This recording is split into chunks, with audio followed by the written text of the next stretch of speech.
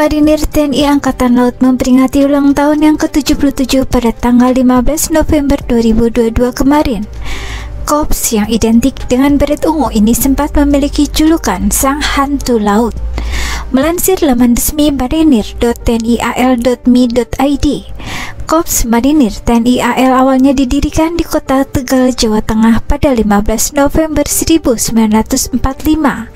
Artinya, korps ini sudah eksis sejak era penjajahan Belanda, tepat pada 9 Oktober 1948 berdasarkan Surat Keputusan Menteri Pertahanan Nomor A/565/1948. Ditetapkan adanya Korps Komando di dalam Angkatan Laut sehingga seluruh satuan dilebur menjadi Korps Komando Angkatan Laut atau KKOAL. Kekuatan KKOAL semakin besar lewat dibentuknya Pasukan Komando Armada 1 di Surabaya, Pasukan Komando 2 yang bermarkas di Jakarta, serta Pasukan Induk Komando di Surabaya. Peran KKOAL pasca Perang Kemerdekaan. Pada periode tahun 1955 hingga 1959, KKOAL menghadapi berbagai situasi seperti Trikora, Dwikora, dan G30S PKI. KKOAL juga berperan penting dalam pendidikan militer. Hal ini terbukti dengan adanya sekolah dan pelatihan sebagai berikut: Pusat Latihan Pertempuran PLP di Purboyo, Malang Selatan, pendidikan menembak dan sekolah para di Gunung Sari, sekolah perang khusus atau komando hutan Serangsus di Baluran, Banyuwangi, dan Lampung. KKOAL kembali menjadi Korps Marinir di tahun 1975. Hal ini berdasarkan Surat Keputusan Kasal nomor /1831/11/1975 tanggal 14 November 1975. Pada lingkup nasional, Korps Marinir memiliki peran besar dalam meredam kerusuhan, salah satunya peristiwa 1998 di Jakarta, Medan, Surabaya, Bandung, dan Makassar. Korps Marinir memiliki markas resmi pada tahun 2005 di Jalan Perapatan Jakarta yang kemudian diubah menjadi Jalan Prajurit KKO Usman dan Harun, Jakarta Pusat. Marinir memiliki ciri khas beret ungu.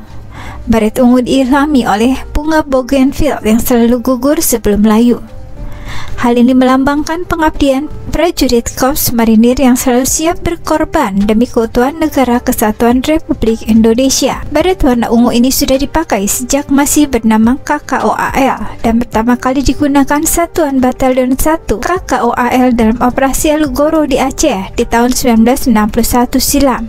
Keistimewaan Korps Marinir pada zaman Orde Lama dan Orde Baru adalah mempunyai citra positif di masyarakat. Dilansir dari harian Kompas 15 November 2017 lalu, hanya satuan Korps Marinir istimewa yang memiliki panji, yaitu bendera, terutama berbentuk segitiga memanjang tersendiri.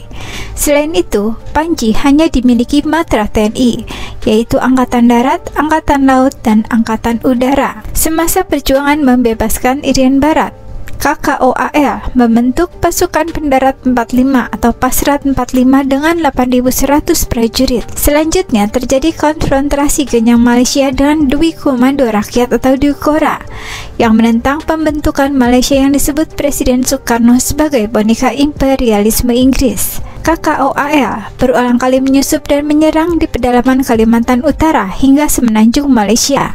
Bahkan dua prajurit KKO yaitu Usman dan Harun berhasil melancarkan serangan komando dan meledakkan gedung bank McDonald House di Orchard Road, Singapura di tahun 1965. Saat ini Indonesia memiliki 3 pasukan marinir atau Pasmar, yaitu Pasmar 1 di Jakarta, Pasmar 2 di Surabaya, dan Pasmar 3 di Sorong. Ini sesuai dengan restrukturisasi organisasi Korps Marinir dalam rencana strategis 2015 hingga 2019. Tujuannya agar gelar pasukan lebih bisa menanggulangi masalah-masalah di berbagai wilayah Indonesia.